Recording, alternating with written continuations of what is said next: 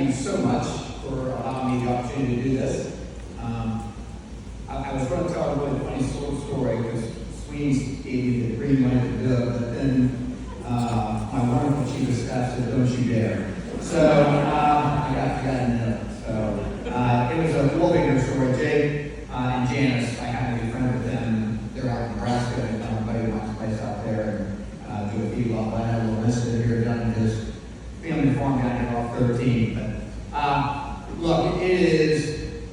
So I explained it the other night too.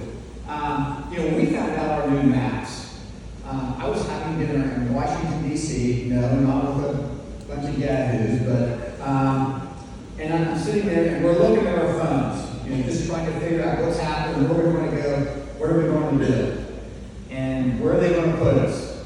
Because a little known secret, those of you who don't know, I had to represent a third of Franklin County. Now, a kid from Skinner County, that doesn't fly up there. So it was tough.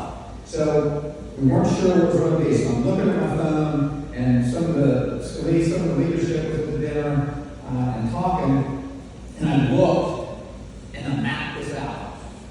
I looked down, and I accidentally dropped my phone. And they said, "What's the matter?" I said, "I got my redistricting map, and I'm going to start crying around. I got Perry County, I got Skinner County back all the way." So it's just. Look, I'm just at the Mesquite County farm beef operation. There's a lot of people here I know. From that, my father and my grandfather ran an automobile business. I got history with the chairman on car swapping and whatnot. But thank you for allowing me to represent you. That's what I want to tell you because it truly is an honor to do this to represent Perry County. And anyways, I really want to tell that story, Sweeney, but I can't do it. So, yeah, you can. No, I can't. So I want to talk a little bit about the environment, but just real quick. In Washington, I am blessed to be able to represent all of you. I tell the good Lord every morning and every night. Thank you so much for this opportunity. I am also now serving on the Energy and Commerce Committee. It's the largest jurisdiction committee in Congress. I do a lot of energy work. I'm going to continue doing that and try to stop all this crazy stuff that's happening. That's my number one priority there. I'm leading a piece of legislation to stop the Clean Power Plan 2.0, where they're going to start taking away our baseload energy. I have the opportunity to lead that in the House. Shelley Capito is leading it in the Senate. I hope to have it out. We're supposed to have it out of the House by the time the end of July, and then Shelley was going to have it out in September. That didn't work out, so we kind of backed it up a little bit. So we're going to try to get both of them out in September. And let me tell you how good a piece of legislation this is. About a month ago, Sherrod Brown, the guy that we're going to take these out, Sherrod Brown committed to support this piece of legislation. It is unbelievable. And the funny part is, Shelley told me that when I was sitting in her office one day, and we were talking about who she could pick up, who I could pick up from the Democratic side to get this thing over the hurdle here. And she said, "Troy, I really think we can get Sherrod Brown." I thought, I don't know, Shelley, that's a stretch. And she felt really good about getting Tester to sign on to commit to vote for that. Sherrod Brown did it. Came out publicly to the media about a month ago that he would support the CRA to stop this crazy renewable energy stuff without continuing our baseload energy. I want to shift to Bernie Moreno race. You all, look, Bernie's going to win here. We know that, okay? But here's what we got to do. We got to compensate for what happens in Columbus, Cleveland, and Cincinnati. Bernie's up by, let's just say at number 20, by 20 points here in Perry County. He's got to get to 40 to compensate for what's going to happen there. And I'm using that number, but that's what we have to do. We have to get everybody out to vote, encourage everyone to vote. Now look, I'm going to share a little story with you. I kind of forgot all about it. I remembered it last night. My mother's 84. She's on oxygen. She's a handful. But I love her, and I'm on all she's got. And she was at Bridge Club, and at the Bridge twice a week, and a couple of her friends in the Bridge Club are probably moderate, maybe one's definitely a Democrat, the other one's Republicans. So someone says, hey Kathy, what's Troy think about Bernie Moreno? And my mom said, oh, Troy's going to vote for Bernie Moreno. Bernie Moreno's a good guy. He's got an automotive background, and Troy really likes him. He's a good guy. They said, okay. And my mom said, I think Troy would want me to tell you, you guys should vote for him too. And that's what we have to do, because those are folks that don't know. Because here's what happens. Sherrod Brown's been in office so long, they have, like myself, with the greatest staff in the world, has a good constituent service outreach. And he doesn't have anybody like David Johnson, like you guys get, but he's got somebody really good.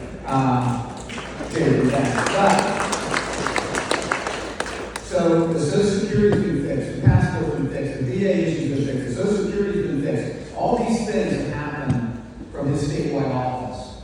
That's what we have to overcome too. So it's important. Now, I can't stand before you and say that the Democrat is going to support Bernie Moreno. But Bernie and Bridget are working really, really hard. Bernie Moreno won 88 counties in the Republican primary. That's never been done before. That says something. And we're proud of him. He's even said this publicly, but he's also said to me privately, he and Bridget have now split up and conquer and divide and conquer. So Bridget was speaking at an event in Coshocton County Sunday night, and then Bernie was off doing his thing. Bernie was in Fairfield County the other night. Bridget was somewhere else. That's how hard the two of them are working, trying to get out and get his message out. Please, please, please make sure you get your friends, your neighbors, everybody at the polls, your relatives, talk about this, make sure they vote.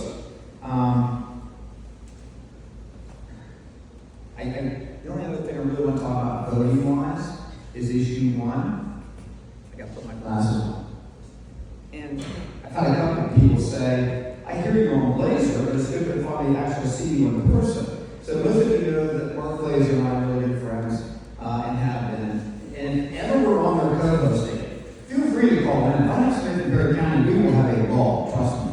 I encourage you to do that.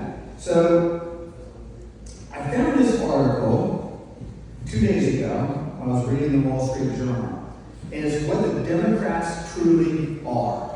It's what they truly are. So they try to change, when they can't win, they try to change the rules. So this was opinion page 2 days ago said this. When Democrats lose, they have a habit of escalating by demanding to change the rules. End the filibuster, override voting laws in 50 states, abolish electoral college, restructure the Supreme Court, and grant D.C. statehood to add 2 new state Democrat Senate seats. I can't say what the rest of it does, but basically it says don't let Kamala Harris fool you, don't let the Democrats fool you. The Democrats are coming here with issue 1. It's an investment of $23.8 million. Let's just make it $24 million. Investment from Democratic outside groups, not from the state of Ohio. There's a couple from Ohio. Steven Spielberg and his wife gave $50,000 to this campaign.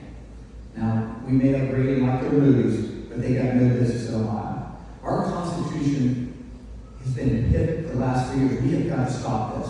Outside groups, outside states are coming in here and changing our Constitution and changing our way of life. This is our life. This is our culture. We got to stop it. It's got to stop. Do not let them come in here and change the way we do things with this redistricting.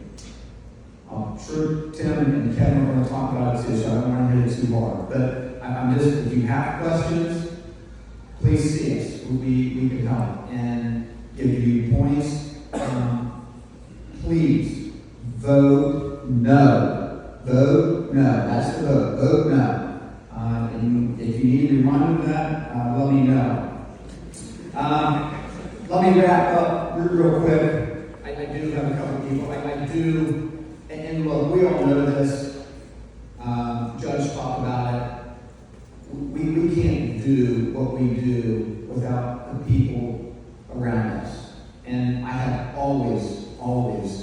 said, I circle myself with people that love me and care about me, and they guide you the right way.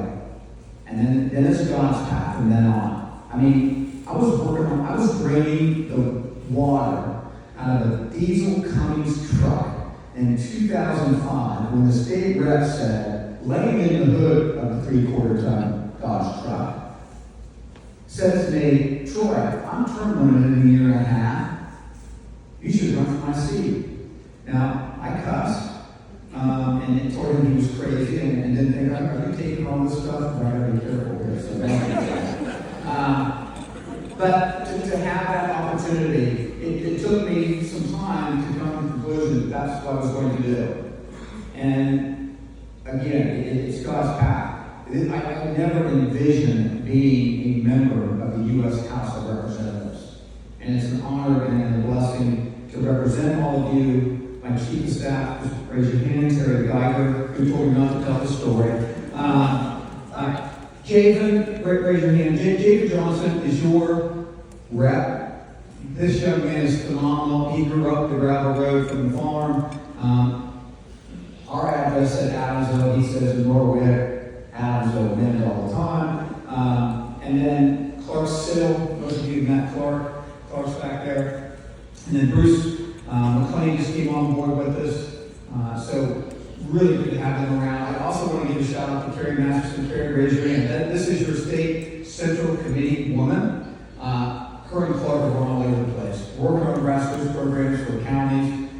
They're doing a phenomenal job. I want to end on this. There's a gentleman here, my name is Steve. I'm not going to do anything bad. I'm not going to say what you tested me. But this is how I want you to know you can communicate with us. Steve didn't like one of my boots. I think that's how it started. Yeah. That is. and he emailed the office and, so we tracked down, I got his cell phone number, I called him. It's a great relationship. And we understand each other, we have worked with each other. I actually called him up on a couple more votes after that related to a certain topic that he is aware of. That's what we want to do, and that's what we want you to know that you can do. If you have questions, if you want a phone call, whatever it is, please call us and tell us. That's how we get things done. Again, thank you all very much. I went way too long. I didn't mean to do that. I stumbled a little bit with my glasses, and I keep running through that story that I can't tell. So, thank everybody so much, and have a great evening. Great job with this program. Thank you.